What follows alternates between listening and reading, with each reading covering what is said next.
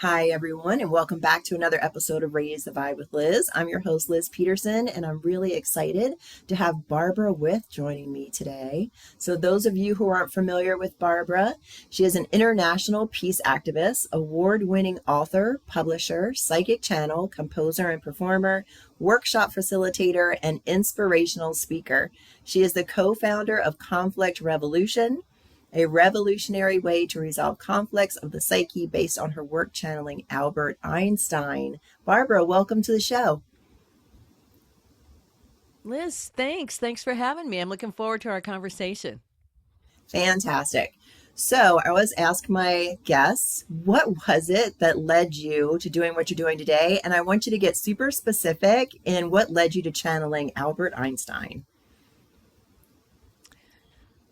My journey actually began with music. So I was a young composer. I started writing music when I was 12. I was out on the road by the time I was 17. I was spent 20 years in rock and roll, and that was where my trajectory was headed. And as a kind of a side line that happened to come up in my life, I didn't pursue it, was this introduction to psychic channeling because my friend Mike had a mother who did that back in the day, back in the 70s. And he said, "Hey, come see what my mom does." I was like, "What does your mom do?" He said, "You got to come and see it." And so she would close her eyes and light the candle. And she said she would go into the nothingness and she wouldn't remember anything that she said. But when she spoke, it was this incredible voice of compassion who seemed to know me intimately and all of my traumas. And a lot of it was about how to learn to self-love myself. There was predictive stuff in it, but it was mostly about how to take care of myself. And so that was kind of a sideline through my whole pursuit to be a rock star that eventually led to me being able to channel like Eunice did, kind of spontaneously happening. But when it happened, it's like, oh, I know what this is. But it was still kind of shocking. And so that's how the whole, in the short version, the ability to channel came about. And then there's a whole nother chapter about, because she was an antenna. That's what she said. There wasn't any angels or dead people or Einstein. And when I started to channel groups of people, I wanted to know what this voice would say in groups. My associates who were brought to me, Kim and Teresa, and I started doing these living room channeling sessions. And they asked, "Who are you?" And they said, the voices said, "You can call us angels." So then they moved to kind of angels. And after my first book came out, Diaries of a Psychic Sorority, Talking with the Angels, I had also learned I could speak to people who had passed on. And that was just also kind of astounding to me. And when I published the first book, my literary agent called me and said, "There's a tabloid in London who's looking for an interview with Princess Diana on the 1 year anniversary of her death." And there's another one. It's like, what? I could just go to like famous people and talk to them. And so I did it, and it was pretty profound. The tabloid didn't want it, but my agent and I went on to make a list of other famous dead people. Of course, Einstein wasn't on it. And the second one was Nicole Brown Simpson. And then when we got to John Kennedy, he informed us that this was not our idea, that they were a group. They'd been working in afterlife, and they would tell who was coming. And so when they said Albert Einstein, we sort of went, oh, God, why didn't we think of him? And when I went to channel him, it was the voice of all my readings. So that was kind of shocking. Another, bump of, what are you telling me? The angels? Albert Einstein, the party? So, like I said, it wasn't something I directly pursued as much as it kind of chased me down and lured me in. Had you been psychic from a young age? I'm curious. I think so, not to an extent of full immersion into the understanding of it, because I was so immersed in music, and to me music was the kind of the way I got in touch with that kind of psychic side of me, because the words and the songs were already written, so I listened for them and then I brought them through, four measures at a time, sort of, but not in the sense of predicting things for people or what have you. I've heard stories of people being able to channel music through, like after accidents or traumatic injuries or something like that. All of a sudden, they can start playing the piano, or they teach themselves the piano. And then they say the music doesn't really come to them, it comes from elsewhere. Do you feel that that's the case for you? Because it really sounds like you've been channeling from a young age. Yeah, that's how it felt to me. And when I wrote my very first song, it was because I had been writing poetry. I had a very traumatic childhood, and then I had taught myself to play piano at the age of 4 or 5, and so I was noodling around, and I kind of, it was sort of like, whoa, these words kind of fit this music, and but definitely think that it was divinely inspired and guided, and all part of this lifelong training program that I've apparently been in. Awesome. And I love how it sounds like it easily transitioned. Was there a peak moment for you where you were like, okay, I'm channeling right now? And what did that feel like? Well, the very first time that automatic writing took over, I was writing a letter and my hand started typing things I wasn't thinking about. And it felt to me very much like writing music when it was happening. So it wasn't some foreign feeling for me, even though it was something completely different, in the sense of I was having this conversation with this energy that when I said, "Who are you?" they said, "Sound." And Wow. I, as a young woman, thought, "Sound? Yeah, I've been doing sound my whole life. I trust sound. I'm okay with that." But when it came time to elevate it from handwriting, like automatic writing, which is what I did for about a year. People would come to see me and they'd sit over here and I would just write. I had to make a leap into what Eunice had done. I knew she had done it. I'd been in front of her a lot. And how do we do this? And so I was at a party one day and I said, "Hey, you guys, I've recently discovered that I'm psychic and I want to try this speaking thing, and all I ask is that if you think it's just a bunch of bunk, keep it to yourself. Like don't hurt me. Don't criticize me because I don't know what this is." And so I just closed my eyes and I took a breath and I literally felt like this energy coming up from my feet up, like a wind kind of blowing up through me. And then it's like I was just a little bit offset inside as my eyes were closed. And then there was this voice that came out of me, and it was distinctively different than my voice. It was slow and it had some kind of strange accent to it. And, but when I was done, and I'd gone around and done individual messages, I guess, to all the people in the room, and many people were crying. And the guy who'd been the most skeptical had asked the most profound questions about the nature of the universe. And so that's kind of how the first time speaking felt. Do you do those now? Do you do group Readings? readings? Yes. Yes. Awesome. And what do they usually? I've never been to one. If our audience has never been to one or had an experience like that, what would you say the experience is like? What is your process like? Well, there's different settings. Like oftentimes through the years, I've been traveling the world teaching and training and channeling. And it when it's an Einstein channel, Einstein in the party, and really concentrating on that big picture stuff, you sit back and you listen, and the words, however they choose the words, who's ever really participating in the afterlife in the actual voice of consciousness, because it isn't just Einstein. It's a collective voice of the party and etc. You'll hear in your mind and your heart your relationship to it. The same words that someone else will have other kinds of experiences listening to them. And then there's always a time for questions and conversation. And I always ask people to ask anything. Let's see what they say. Nice. What did Princess Diana have to say?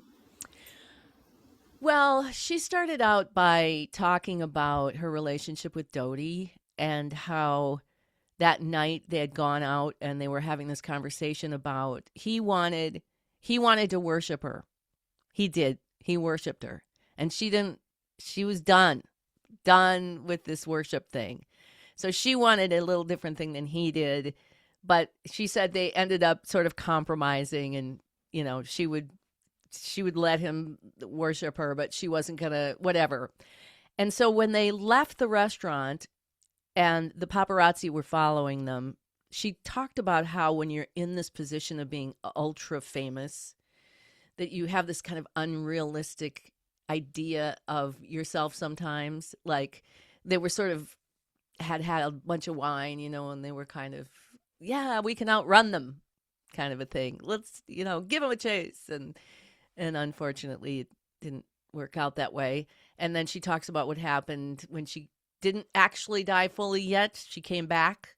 She had gone and she was like, no, are you like, yeah, come on and see. And so and then she went on to explain what she's doing. She's been working around the world in peace as always with her children. Of course, back then the kids were young, of course, when I did the interview. Now they're all kinds of grown up.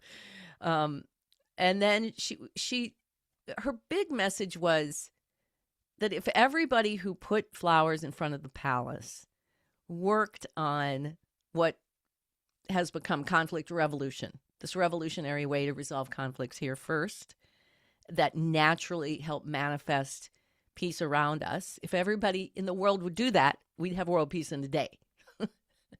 So don't worship famous people, because we're all stars in heaven, which I thought was a beautiful, beautiful phrase that she came out with. But that was kind of her message. I love that. And I agree. If we all did our work right here, right now, the world would definitely be a better place. What has your recent channels said about conflict revolution and how we can do our part to make the world a better place? Well, we have to remember that Einstein died in 1955, and this journey and mission that I've been on since my 30s, I'm 70 now, involving him, was an intentional process, apparently on my part too. I volunteered and was chosen, but to get to today. So all of the work that we did on conflict revolution back when the angels were telling us how to do it and we were applying it to our actual conflicts between us, which was a whole nother story in and of itself, that was the work that Einstein wanted to inspire, so that when we got to, say, to 2026, and people are, and you might agree with this, people are simultaneously more evolved than ever, more expanded, more conscious, more willing than ever, and the world has never been so tragically hopeless. So here you have people who are in this place, who are facing tragic and hopeless, which, if you bring it down to like a personal level, like if you're depressed and you're facing tragic and hopeless, it gets more tragic and hopeless. But if you're evolved and you're facing tragic and hopeless, you're inspired to go, okay, let's find some creative solutions. How are we going to change this? Because we can't control the president, we can't control the foreigners and the wars and the greed. We can't control anything outside of us. Oh, you like say ding ding ding ding ding. It's the work within that it's the only thing that we can do. And when the evolved people who are facing the hopelessness are given this formula, I'm finding this conflict resolution formula, which is not brain surgery to understand, but puts all the power right back in your own hands and explains to you why, if you do this, it's here's why it's naturally going to manifest differently. You can't go at the conflict at the same level it's being created. You have to go at it here, and the reflection will naturally manifest that inner peace that we're creating. So it's really, I'm very excited about this time. I know it's crazy. It's a crazy world we live in, but I'm really excited. I'm excited for the change. I'm not excited about the process that's going on right now, but I am excited about what the possibility is on the other side of all of the chaos for sure. And like you said, there are a lot of people that are waking up, that are becoming conscious, that are really doing their work in the world and trying to make the world a better place. And looking at, as you said, facing tragedy and hopelessness in a different way and looking at what are the creative solutions. So I do agree with that. But for those of our listeners who are like, okay, I'm scrolling on social media, I am watching the news, I'm seeing all this stuff go on. It used to be like, okay, there's a war over here, we're dealing with this, it's happening, right? But now it just seems like, and I was talking about this morning with a friend, that it's all over the place. It's not just one thing that's going on, it's multiple things going on at the same time and can send people into overwhelm and uncertainty. So, what is it that we can do, or that you've heard from your channels that we can do to come to a place of peace and sort of flip the switch on being in that uncertainty? Well, think about what you're saying is that let's say it's not due to the fact that it's 2026 and the whole world seems to be spiraling out of control. But when we get into a place of overwhelm, our job is to take care of ourselves. And unless you're actually on the front line, which of course many people are. I mean, there's wars all over the world. There's front lines. There's front lines in the United States. How many times are we really not on the front line in this moment that we're putting ourselves in the front line? And then we get overwhelmed. And then if our job is to take care of ourselves in overwhelm, right? So we can be healthy and grounded no matter what. And we have to do it because you can't control everything else. Now we're actually changing our operating system by having to deal with this very immediate need to take care of ourselves. And I think as minimal as that might sound, or as unimportant, I think those are the moments that are giving us evolved creatures the platform with which to change our systems. And then we start one person at a time. And again, you have a family. If the parents are overwhelmed and they radiate it out to the children affect their classmates. You know, there's these circles. So if the parents stop, take care of themselves, know they have to take care of their family, that radiates out different as well to the children.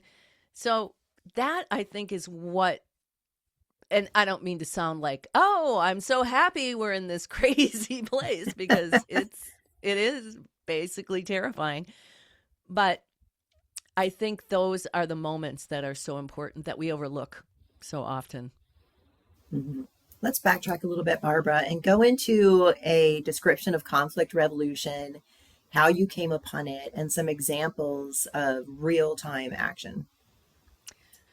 Well, it started out with the angels, Kim and Teresa and I, and them, and the angels coming to us in a channeling and saying, look, here's the deal. We have this theory about if humans resolved conflict internally like we were going to teach you, we think the byproduct will be the manifestation of world peace, one person at a time. And we need humans to test it. So Kim and Teresa and I basically devoted our life to taking our own conflicts amongst us, of which there were, of course, many, and working to apply these principles to it. And as we started to piece it together and go, oh my gosh, this is working, because it was changing, maybe not world peace, but changing our worlds around us. And really, basically, I began teaching it in 1999 as a workshop, and then it expanded on from there into classroom, et cetera, et cetera. But basically, what it is, it's a practice. It's a way of looking at how you're going to deal with conflict. And the parts are simple. There's what we call the witness, which is easily understandable. You're going to witness yourself. And what you're looking for is the 3 human dimensions, we call them. Emotion, which is in the solar plexus, intuition, which is in the heart, and intellect, which is in the head. And there's a way that we teach you how these are supposed to operate together. So emotion's supposed to flow up in this flow into the heart and inform with intuition, which is the next most advantageous step for the good of everything, the voice of God within us. And then it's supposed to flow up into intellect, where the ego is and free will operates. And in a perfect world, intellect is there to do the bidding of whatever intuition is going to tell us to do. But in real life, intellect has free will to say no to intuition. So intuition can be saying, rest.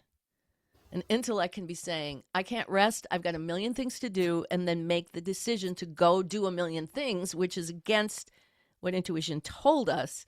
And therein is the conflict. And from there, the conflict manifests, whether it's internal, like illness, or it's conflicts with people, whatever. So that's kind of the basic premise. I think it's pretty easy to understand, especially in this day and age where the revolution of when you get triggered by someone, if you can identify what it is, kind of without having your mind go on and on and on, and then revolve that back to say, okay, they're mirroring me, this thing. Okay, the practice. I'm going to be the witness. Now I know, here's my soundbite. I don't respect my time because that person didn't respect my time, so it's me. And then I turn my focus to watch myself and quite seriously say, where am I not respecting my time? And anytime your intuition says rest and your intellect says, I'm not going to rest, and then goes out and does a whole bunch of stuff, you're not respecting your time. How many times do we say yes when intuition says no? So there's all kinds of ways that when we change that, and that's not brain surgery either. If intuition says no, and I say, okay, no, thank you, we create a whole different outcome. So that's the basic overview of how I do it. It took years and years of agonizing research. We got there. Nice. That's a beautiful process. And I think still needed, to this day, because we need to unwrap what's really going on inside of ourselves, in our hearts and our minds, and look at where, what the little inner voice is saying, what our motivation is, are we people pleasing, what's our shadow work, basically, and then turning it back on ourselves. Especially because the example that you gave, we can easily go into resentment, when we're saying yes all the time. But really, if we turn it back on ourselves and go, okay, I'm not respecting my time right now. So what does it look like if I start doing that and resolving that? Yeah. Can you give a real, something that's happening in the world today, and what might that look like in the conflict revolution process? Well, there's 2 different things. One is when we're working conflict revolution, there's only one conflict in the whole world for everything. And that's when intellect doesn't obey intuition, period.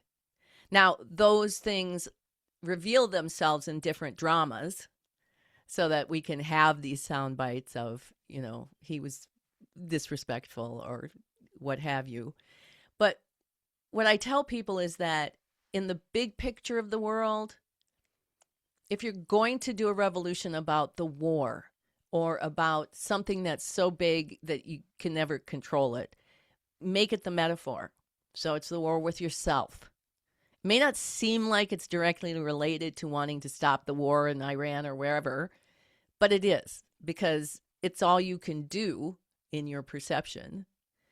And the other thing is that even if you put all that aside because you have no control over those things and realize, okay, if I resolve any conflict in my life in this way and figure out what part of me is not listening to my intuition and what's going on in my intellect, then I'm going to resolve this conflict and this is the great thing about conflict resolution, is it's a root. So it's not just I'm going to resolve the conflict with my mother, or I'm going to try to resolve my conflict with the war. It's I'm going to develop this new operating system where I'm paying attention to my intuition and I'm acting on my intuition. And therefore, I am creating different outcomes in the world that I do have control over.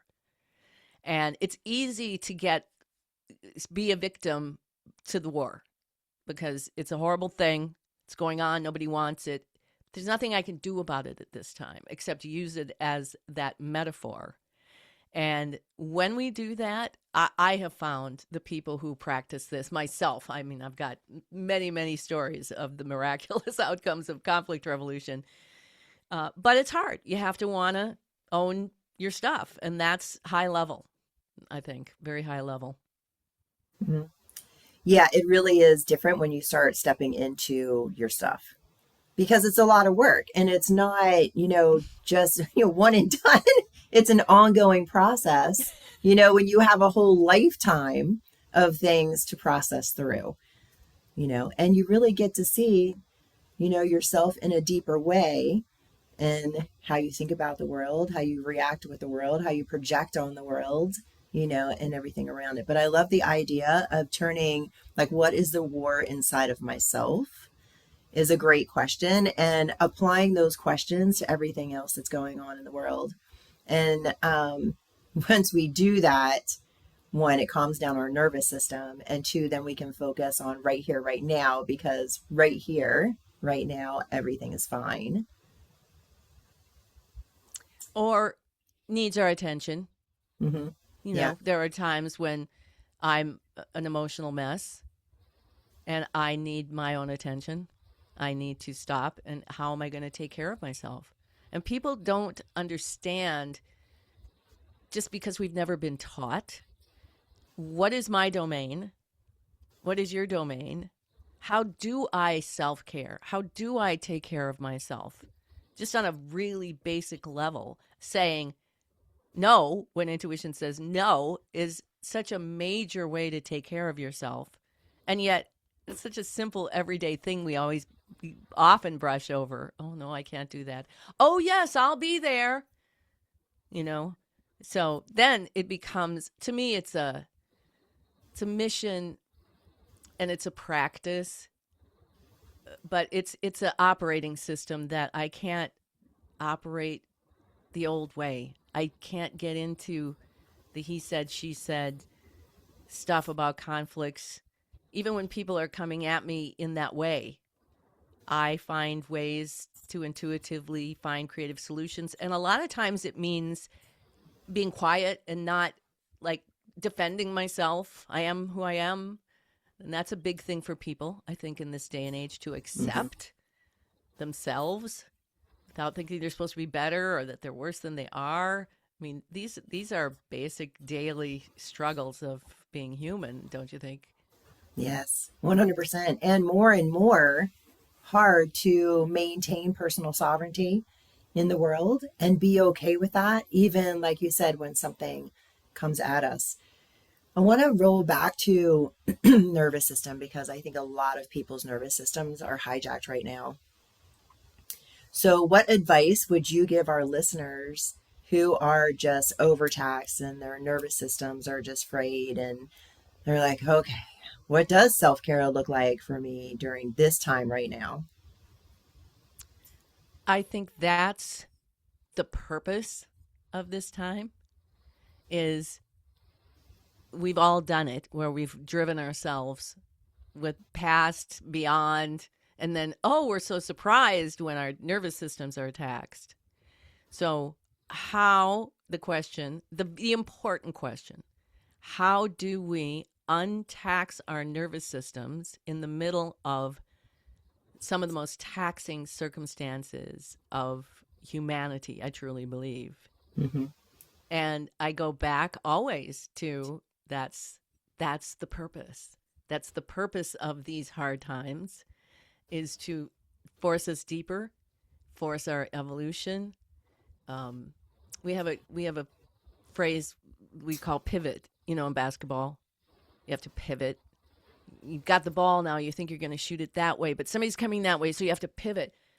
Well, in basketball, you don't sit down on the court and go, why didn't that ball? Well, how come I couldn't get the ball to go that way? It just, you got to go. And when we teach people how to pivot, and it's kind of it's a simple to understand. It's hard to do in the sense that it's feeling and breathing emotion with your breath and not your thought, moving it along, and then mastering these wild horses of the intellect. But when we start to pivot, then we create the questions. Okay, what's the next most advantageous step? What's the solution? If we can't go that way, we're going to go this way. And it teaches us how to make those moves that are beyond our control. You can't control what basketball player is going to come at you, and then find the creative solution to get it to the greatest good that it can. And people, it's really hard to pivot.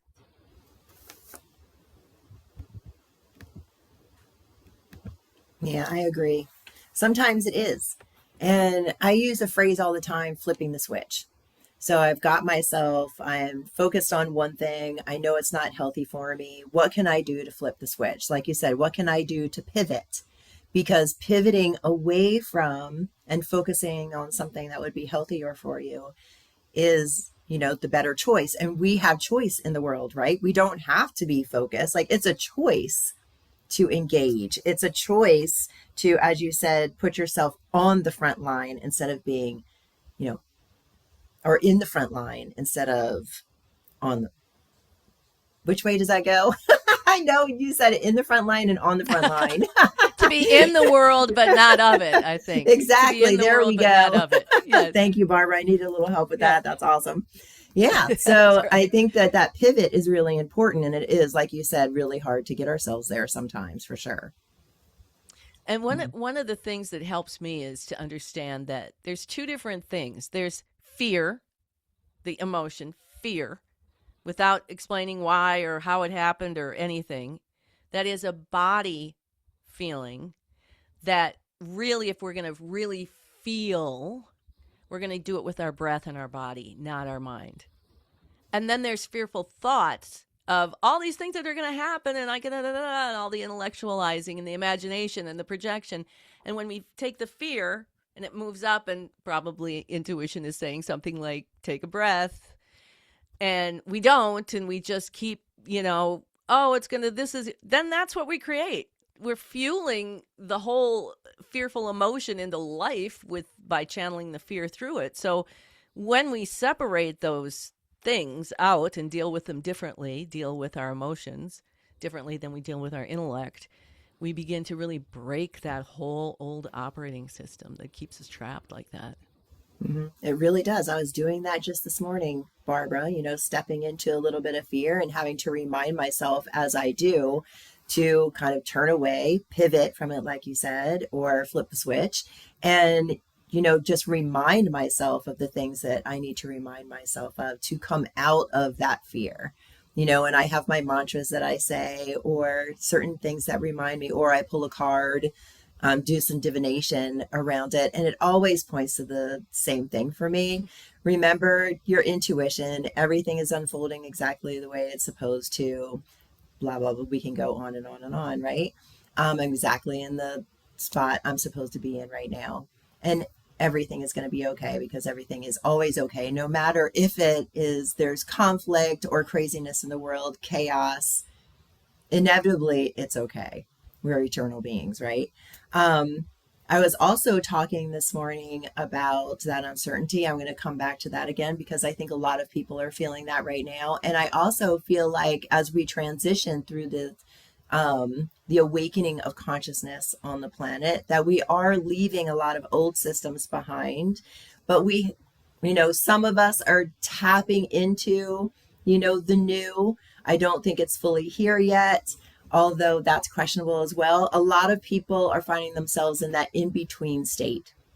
So in between, they have left, the old behind, all the chaos and everything. They see the bright future. They see the 5D reality. They see consciousness. They're living in it, but still dipping sort of a little bit, having to come out of that fear and remind themselves that, consciousness is evolving, the planet is evolving, but going back to that in between stage, because I think a lot of people are in the in between stage, and that in between stage, I think, at least personally, like my creative flow has been more of a trickle. I was actually questioning, because it's wartime and I look at the macro and micro of the world. Wars going on right now. Does that mean like my inspiration, my intuition, my trickle that comes in of inspiration is slower right now? What are your thoughts on that, Barbara? I think so. Personally, at the last statement you said, I think all of the chaos in the world is slowing things down to a trickle for a purpose. And at least in my life, I've made a huge pivot from the 40 some years that I've been doing this work, and especially the work with Einstein and bringing in a unified field theory and maps of human consciousness and compassion is the fifth fundamental force, and doing this just religiously and wanting to get this out because it's so brilliant and it's so effective. And yet this slow trickle for me is about me. It's about me taking care of myself outside of what I think I'm supposed to be doing and what is my mission. It's like I have to adopt to the changes that I'm going through because of it. And it may not look like it did before. It certainly doesn't. I don't have the same kind of like insistent drive to get this out there. And particularly because, I grew up thinking I was going to be a rock star. So that was going to be, international stardom in front of everybody, the biggest influencer you can think of. And now I'm like, the last thing I care about is if my face happens to get all around the planet and be famous.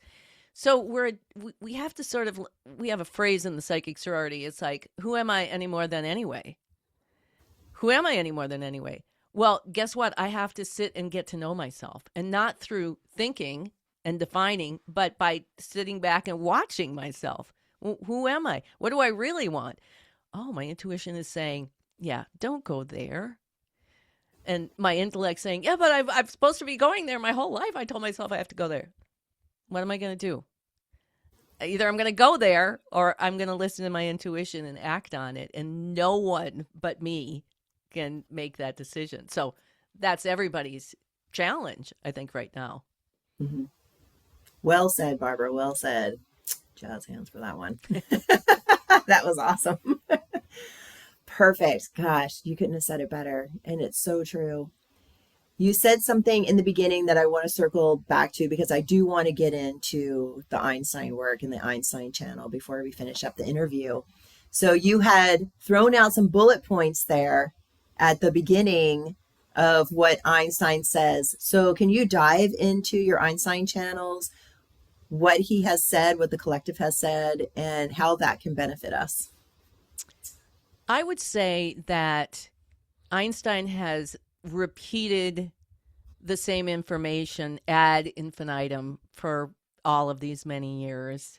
In fact, years ago, I don't know if you remember, but AOL used to have a chat and you had to pay by the minute or something. And if you did 15-minute psychic readings, you could get money off your bill.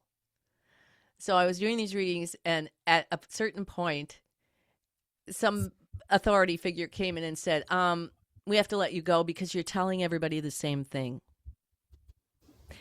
And that's sort of my point about Einstein's message. He came here to teach us conflict resolution, to teach us how this new operating system works. And so every single reading, whether it's an individual reading or it's a group reading, is about bringing this home, bringing home all of these things that we've been talking about, all of these principles that he now knows are applicable because of the work that we've done. And yet, as my colleagues and I say all the time, it's like, I don't think they said anything different, but it still was so beautiful. And the way I kind of describe it is it's sort of like improving a song. Like I'm not singing, but when I close my eyes and get out of the way, and one of my clients once said, I said, why do you come for so many readings? You must get this information. You've heard it a million times. And he said, it's like a concert. And I thought, oh, this is to inspire you, not necessarily to inform you, but to get you activated within. So that's a lot of what this work is about, but it's really layered in these many decades of research and development. Cool. What are some of the messages that have come through? Well, that these basic messages pontificated upon, that world peace begins with each individual, and we will never find world peace by changing leaders or thinking politics are going to change things or going at it that way. That this work that we do is the most important work and is the cornerstone of that change. And when he describes the operating system and how it works and how these pieces all flow together and how you can take control of it, those very intricate, intimate details are part of what is repeated ad infinitum in different ways to reinforce this change that we're doing. Cool. Can you give us a peek into the new operating system? Well, it's yeah, I'm going to basically give you the map really quick. Okay. So we're out in heaven, we're looking down on the earth. We see the earth, there's an electromagnetic field that runs out the South Pole up through the North Pole. And this is also, because this is the unified field, meaning it's the same at the microcosm as it is at the macrocosm, this is also the reflection of what we call the compilation of our consciousness. So you have your own electromagnetic particle called a compilation of consciousness that has all the math of everything that you're experiencing. And all of that, the center, the source, is in the center of the planet, and it operates like a black hole. So what that means is compassion, apparently, as the fifth fundamental force, reaches into the nothing in this miraculous way, God, and creates energy to create this compilation of consciousness that's going to be you. So that's like a compass that draws circles, right? Compass. And then compassion aligns your compilation with true north of the planet so that we're all on the same map, like a compass. And then it imbues us with the knowledge that we're all actually one being. So that's the kind of classical compassionate. So we're all in the center of the planet, and you have a gravitational wave that runs out of that compilation through the earth. And this is the part of the wave where our three human dimensions are: emotion, intuition, intellect. Bursts through into the lens, the physical world, creating the body that's projecting and perceiving the whole world. Then the wave continues on out of that until it meets up with the Earth's electromagnetic field. And it gets swept back up into the North Pole, back down into the center of the planet, back to your compilation, only to begin again. So it's spinning at the speed of light squared. And the lens is what's slowing it down, creating the body at the speed of light, and we're having this human experience. And then, of course, when you die and your body goes away, the string continues to spin, which is afterlife, basically. And it's compiled all of your life, all of your, like a hologram. Thus, if you see ghosts, you see holograms in that way. So that's basically the map of how everything is created. And the old operating system is where the intellect was in the lead. And the intellect decided, and the intellect was the most valued. And the new operating system is one where emotion, and not just the comfortable ones. We've been sold this bill of goods that you shouldn't feel your fear or your pain. No, that gets abscessed, becomes conflict. So the new operating system is where we feel everything and we come up and let it inform our intuition to be heard. And then intellect, like I said, is the faithful servant of the intuition and does its bidding, does whatever intuition tells us. The old operating system is where intellect is in charge. Intellect can say no to the voice of God within us, and thus creates conflict, which then gets manifested, sort of projected into that lens through our body. And it's just really a brilliant system that it's another reason why I'm pretty sure it's him, because I couldn't have thought this stuff up in a million years. Amazing. I love that. Compilation of consciousness. I'm taking notes as you talk. Can you share some of the principles that have come from that experience, come from Einstein, that we can apply to our life right now? Well, I think people can apply this pretty easily. It's just the decision to become that self-aware, to do that kind of practice. So for me, it's a practice, and it's pretty much my operating system these days. I don't get involved in those kind of he said, she said arguments with people anymore. I just find different ways to deal with them. And I think anybody can make the decision that they're going to observe themselves. Like today, I want to see what's going on in my intellect, what's going on in my intuition, what's happening in emotion, how do I deal with those things?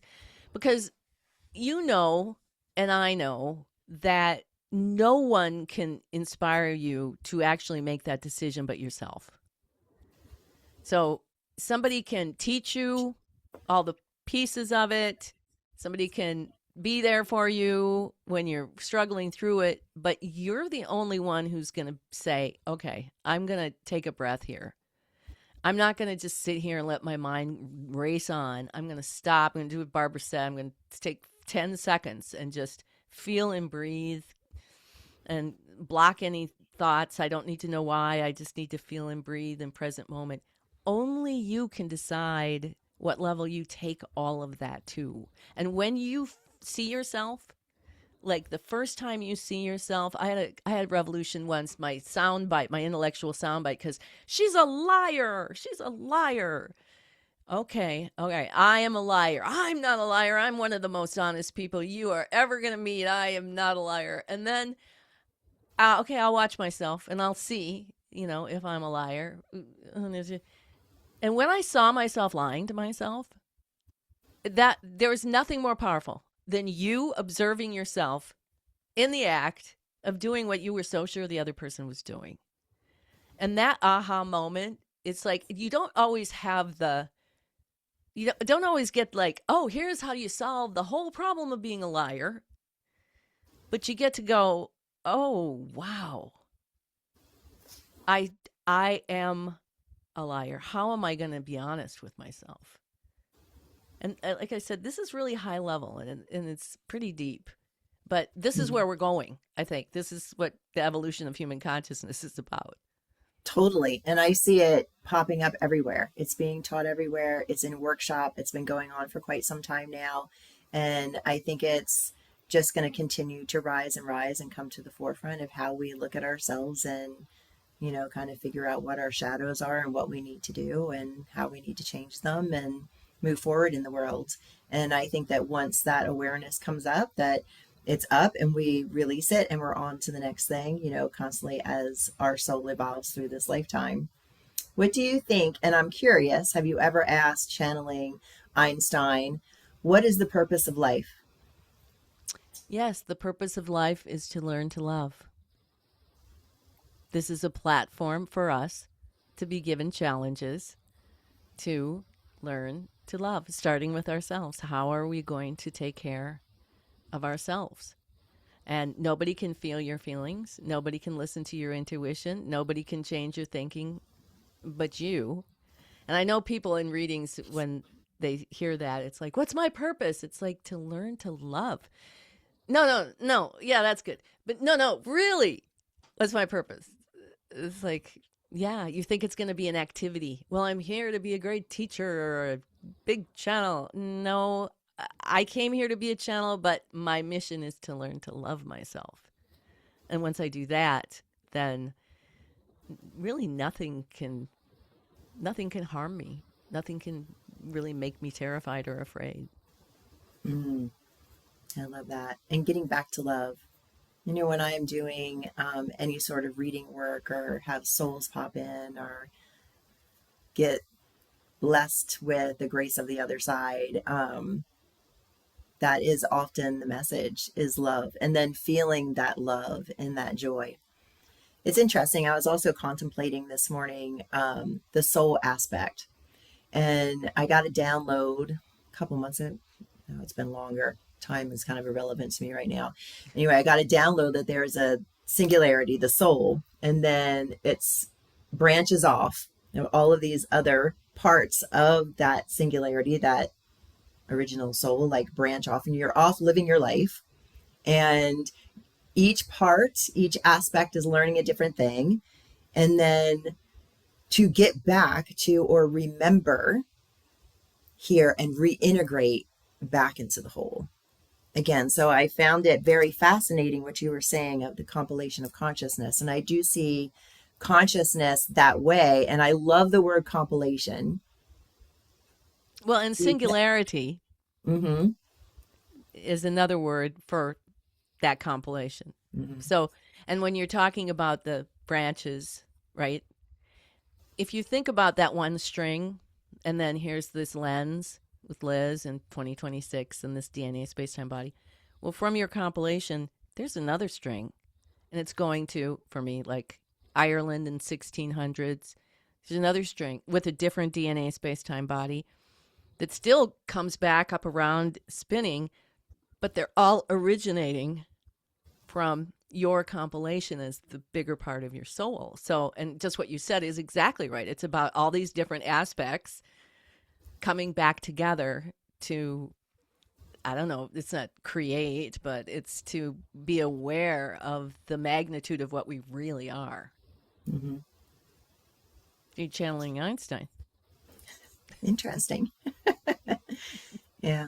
It fascinates me too to think about the soul and think about the soul's journey and the journey back to the other side. And even, now at my age, like I don't have any fear of passing because I know love is on the other side. I know my family's on the other side. I know those energies, still exist on the other side. And it's just, going through that birth process in reverse. Yeah. So I really see a beauty in it now and a process of reintegrating back into the whole.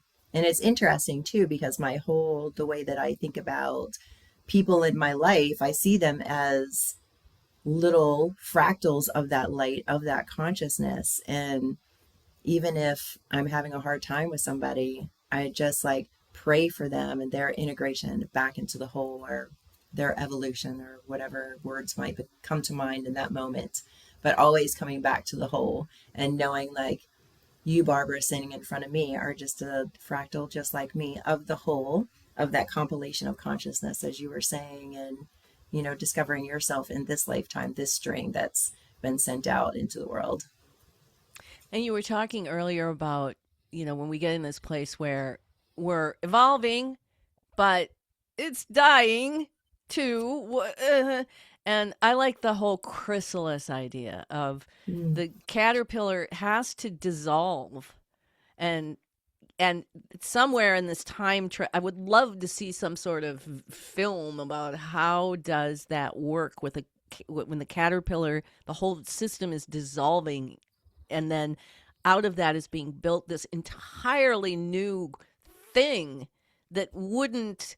It's not like the caterpillar has wings like underneath its skin waiting to come out. They're all built. And so that's how Einstein has been describing the world changes right now. that yes, there are these things that are coming down, but there's this whole other part of the world where people are building community, people are building self-love, and we're just in that place. We haven't quite gotten that chrysalis out to be the butterfly yet, but that's kind of where we're headed. Oh, I like that. And that can give our listeners some hope too, because I think that's something that I hold on for hope too. It's like, okay, I see what's going on and the chaos that's being created and what's going through, but I know from my own life that my chaos has led to other things in my life. And it's a huge growth opportunity, sort of like a planetary black night of the soul that's going on right now. And I know that on the other side of that black night of the soul is something, is transformation. So I'm looking forward to that and holding the hope. Is there anything else Einstein has said before we wrap up that could give our listeners hope?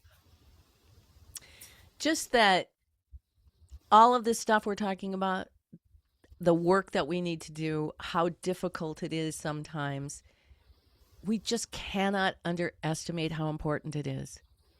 If only, and I bet a lot of your listeners could relate to this, you're important. You are important. The work that you do on yourself is important. We're so used to, oh, I have to do this for my family and this for my thing and this for the thing, but important, me important? Yes. The work that we do to love ourselves is the most important thing we can do. And it might seem mundane, but that's where the spiritual sacred lies in the breakfast and bed and table, we used to say. So never underestimate how important that is for your own well-being and to contribute to world peace. I love that. Well said, Barbara. Thanks for that share. It's been such a pleasure to host you. It's been such so a great to talk. conversation. Yes. Yeah. Thank you. Let's do I it always, again. yes, I think we should. I always ask my guests one final question. What is a jewel of wisdom that you would like to leave the audience with today? That you are the power. You have the power. And when you're ready to pick it up, it'll be there for you. Always. Perfect. I love that jewel of wisdom. I agree. Barbara, thank you so much. It's been such a pleasure. Liz. Awesome. You bet. And how can people reach you? BarbaraWith.com. I've got all kinds of free stuff. And I also, if you want a reading, use Einstein 40 as the coupon code and you'll get 40% off an hour reading. But I've got a lot. I've got the Conflict Revolution Challenge, which is a free download. If you go to my website, right up in the right-hand corner, you can click on and get a free instructions about how to do it and a little journal to keep track of a 12-week journey and challenge yourself. Awesome. I love that. And thank you for the Einstein 40. I'll make sure that's down in the show notes too for our listeners. Barbara, it's been a pleasure. Thank you so much and would love to have you back on again. Thank you. I'm coming. Awesome. And thank you everyone for joining us again. I'm Liz Peterson and this is Raise the Vibe with Liz. And remember to get out there and raise the vibe. Have a great day, everybody. Bye.